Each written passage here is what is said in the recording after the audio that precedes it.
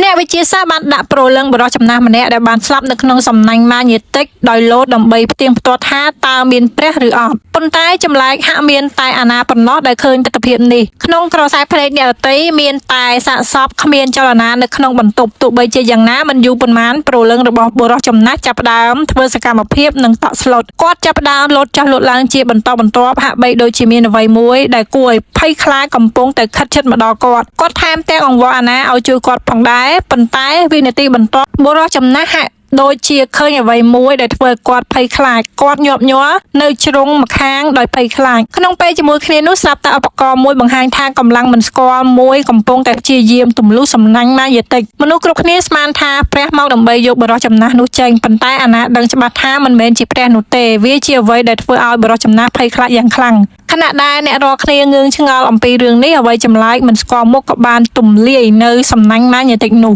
ដើម្បីជួយសង្គ្រោះព្រលឹងបុរសចំណាស់នោះអាណាមិនអើពើនឹងក្រុមការងាររបស់នាងនោះទេនាងក៏បញ្ឈប់បិទកុងតាក់ភ្លើងដោយបង្ខំពេលភ្លើងរលត់ស្រាប់តែមានពន្លឺពណ៌សលេចពីលើក្បាលបុរសចំណាស់នោះគាត់បើកដៃស្វាគមន៍ដោយរីករាយហើយបន្ទាប់មកក៏បានបាត់ទៅជាមួយនឹងពន្លឺពណ៌សមិនយូរប៉ុន្មានថាមពលបានត្រឡប់មកធម្មតាវិញហើយឧបករណ៍ទាំងអស់ចាប់ផ្ដើមដំណើរការឡើងវិញទោះបីជាយ៉ាងណាក៏ដោយអ្នកវិទ្យាសាស្ត្របានរកឃើញថាហាក់បីដូចជាមានកម្លាំងអាថ៌កំបាំងមួយទៀតនៅក្នុងបន្ទប់ពិសោធន៍ដែលព្យាយាមទម្លុះសំណាញ់ម៉ាញេទិកទោះបីជាពួកគេមិនអាចមើលឃើញអ្វីខុសប្រក្រតីក៏ដោយអ្នកវិទ្យាសាស្ត្រនៅតែមានអារម្មណ៍មិនសប្បាយចិត្តនៅពេលនោះអាណាបានឃើញទស្សនវិជ្ជាដ៏គួរឲ្យរន្ធត់មួយនាងភ័យខ្លាចខ្លាំងណាស់នាងនៅនឹងកន្លែង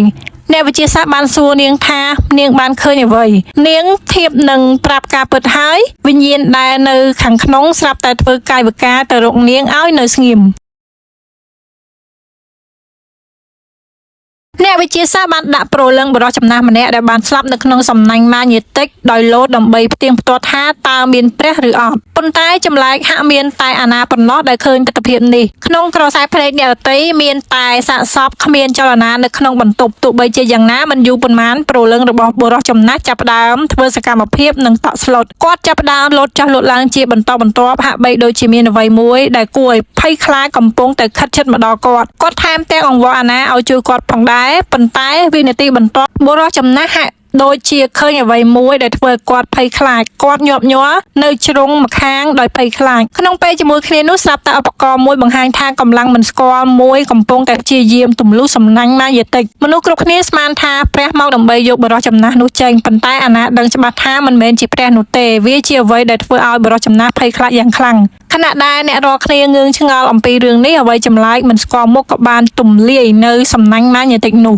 ដើម្បីជួយសង្គ្រោះព្រលឹងបុរសចំណាស់នោះអាណាមិនអើពើនឹងក្រុមការងាររបស់នាងនោះទេនាងក៏បញ្ឈប់បិទកុងតាក់ភ្លើងដោយបង្ខំពេលភ្លើងរលត់ស្រាប់តែមានពន្លឺពណ៌សលេចពីលើក្បាលបុរសចំណាស់នោះគាត់បើកដៃស្វាគមន៍ដោយរីករាយហើយបន្ទាប់មកក៏បានបាត់ទៅជាមួយនឹងពន្លឺពណ៌សមិនយូរប៉ុន្មានថាមពលបានត្រឡប់មកធម្មតាវិញហើយឧបករណ៍ទាំងអស់ចាប់ផ្ដើមដំណើរការឡើងវិញទោះបីជាយ៉ាងណាក៏ដោយអ្នកវិទ្យាសាស្ត្របានរកឃើញថាហាក់បីដូចជាមានកម្លាំងអាថ៌កំបាំងមួយទៀតនៅក្នុងបន្ទប់ពិសោធន៍ដែលព្យាយាមទម្លុះសំណាញ់ម៉ាញេទិកទោះបីជាពួកគេមិនអាចមើលឃើញអ្វីខុសប្រក្រតីក៏ដោយអ្នកវិទ្យាសាស្ត្រនៅតែមានអារម្មណ៍មិនសប្បាយចិត្តនៅពេលនោះអាណាបានឃើញទស្សនវិជ្ជាដ៏គួរឲ្យរន្ធត់មួយនាងភ័យខ្លាចខ្លាំងណាស់នាងនៅនឹងកន្លែង